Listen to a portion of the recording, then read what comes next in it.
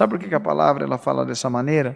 Eu posso ter dom de revelação, dom da palavra, o dom de louvar, eu posso ter dom de ofertar. Tem pessoa que ela tem dom de ofertar, ela não tem dinheiro, o tanto que ela queria ter para dar na obra de Deus, mas ela tem dom, ela tira do dela para dar na obra de Deus. Isso tudo é dom de Deus, tudo é dom, mas cada um de nós, o que prega, o que canta, o que oferta, o que toca, cada um de nós temos um espinho na carne.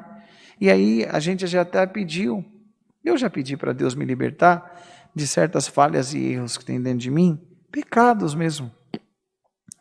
E o Senhor, Ele permite que esse espinho esteja aí para que nós possamos entender que se nós caminhamos até aqui, estamos de pé na presença do Senhor, não foi por nós, que nós somos falhos, nós somos pecadores, nós somos pessoas corruptíveis.